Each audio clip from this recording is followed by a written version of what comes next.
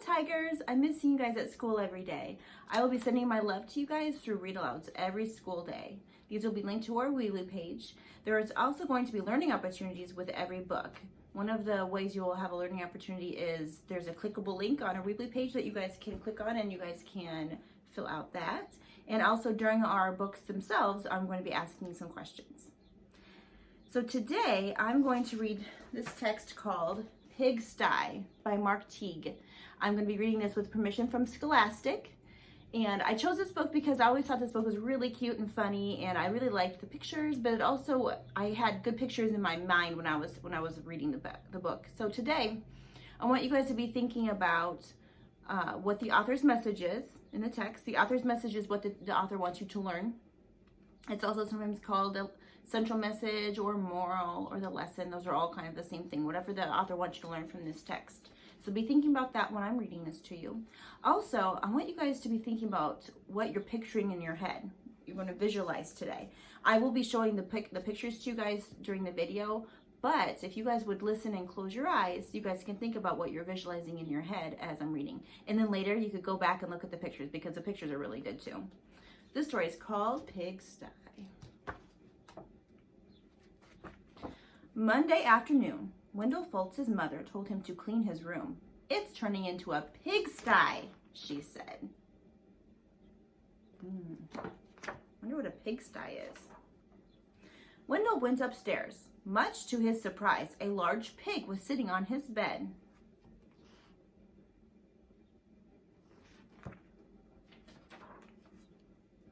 "Pardon me," said Wendell. He shoved some toys into his closet.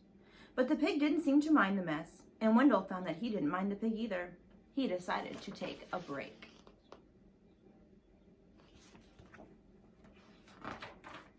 When Wendell's mother came to look at his room, the pig was hiding, but the mess was still there. She threw up her hands. "Okay, Wendell," she said. "If you want to live in a pigsty, that's up to you."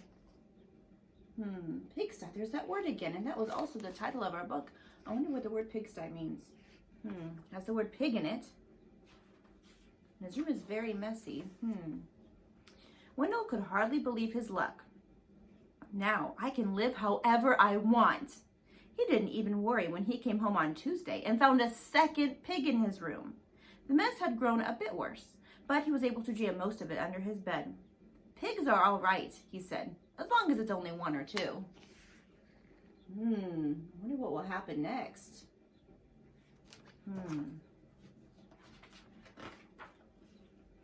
In fact, they had a wonderful time. They played Monopoly until late each night and left pieces lying all over the floor.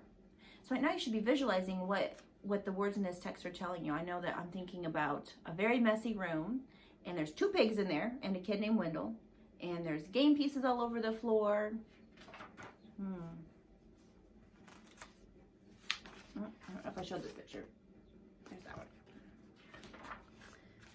They had paper airplane wars and pillow fights. The bed became a trampoline. Now I'm picturing everybody jumping on the bed.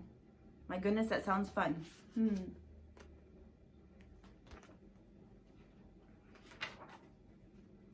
Then 2 more pigs showed up. The mess just grew and grew. Oh my goodness. So now he's up to 4 pigs in his room. So now I'm picturing 4 pigs, a kid, and a messy room. That night, when Wendell went to bed, the pigs were lying everywhere.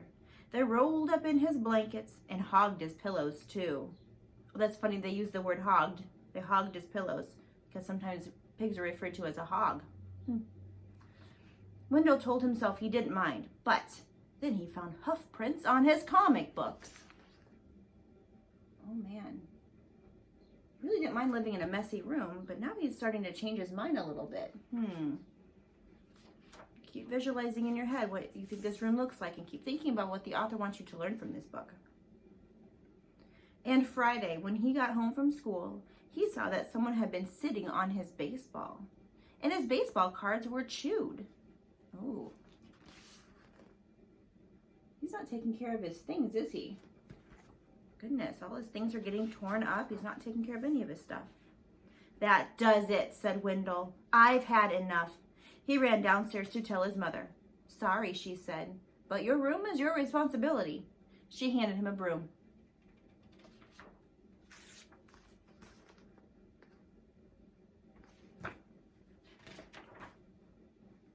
Wendell started to complain. The mess is too huge. But suddenly he remembered a saying that he'd heard that many hooves make light work. Hooves. What has hooves? Do you guys know what those are? Little hands on pigs, those are their hooves. He marched upstairs and organized a cleaning crew. So all the pigs, he's gonna gather them all up and have them help him clean. I wonder how clean pigs are.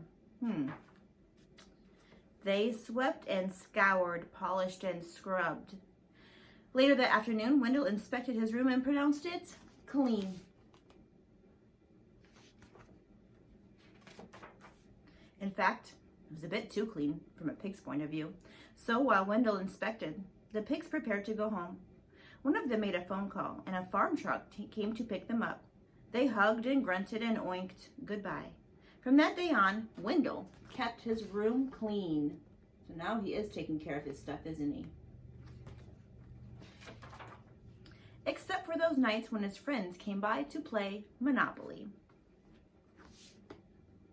In this last picture, I'm picturing in my head all Wendell and all the pigs hanging out together playing Monopoly again, but his room is clean at that point. So today I wanted you guys to visualize what you're picturing in your head when I was reading the text. Feel free to go back and look at the pictures again later if you want to. They're really good pictures. Make sure that you're thinking about what words in the text help you draw a picture in your head. And also, just think about what the author's message is of this story. What was the author trying to teach you? Thinking about how he was not taking care of his things, and then later he changed his mind and he started having the pigs all pitch in together and they all cleaned his stuff up. So there actually might be a couple of author's messages. So sometimes that happens in books.